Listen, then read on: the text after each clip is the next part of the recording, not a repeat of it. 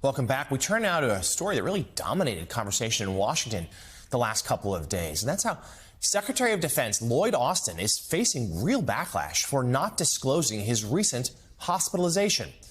Austin was admitted to the intensive care unit at Walter Reed National Military Medical Center on Monday, January 1st, but it wasn't made public until Friday, several days later. The Pentagon says the retired Army general sought help after experiencing severe pain from an elective medical procedure he had done last month. Now, senior Biden administration officials are telling NBC News the Pentagon waited 3 days to tell the White House about Austin's hospitalization. The secretary released a statement over the weekend taking full responsibility for not disclosing his medical condition, saying he understands the concerns about transparency and, quote, could have done a better job ensuring the public was appropriately informed. Austin's still in the hospital, but the Pentagon says he resumed his duties remotely Friday evening and is recovering well. Joining us now, Pentagon reporter for Politico, Laura Seligman. Laura, you and I have been working on this story again for days. Politico broke the story here, not only that Austin was hospitalized, but that they didn't tell the White House for days. President Biden himself kept in the dark. So talk to us about the fallout now. Are there calls for Austin's job? And what is the reaction from the White House? Well, Jonathan, Secretary Austin has certainly landed himself in some hot water this week after this January 1st hospitalization.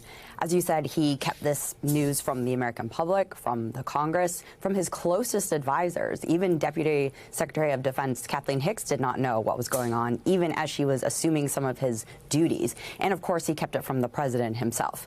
So senior Pentagon and White House officials are just really, frankly, confused and deeply frustrated about what's going on here. How could the defense secretary be absent for 4 days and no one knew about it? This is especially concerning given everything that's going on in the world that the U.S. military is involved in. There's the war in Ukraine. There's Israel's operations in Gaza. U.S. forces in the Middle East are coming under attack near daily from Iran-backed proxies. In fact, U.S. forces last week conducted a drone strike, taking out one of the leaders of an Iran-backed militia group. I'm told that Austin did pre-approve the strike before his hospitalization, but he was in the hospital when it happened. So if there was any fallout, he was not necessarily around to deal with it.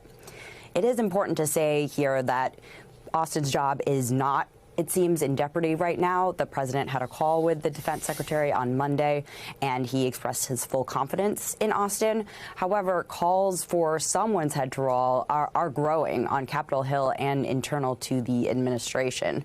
Even Democrats are calling for investigations and more transparency. So I do think this could be a problem here. Yeah, and certainly the president, not one who likes to fire people, likes the continuity of his cabinet, of his staff. But you're right. This is a story that's not going to go away anytime soon. And you were also right to highlight the worrisome, the timing of this, considering all that's going on. And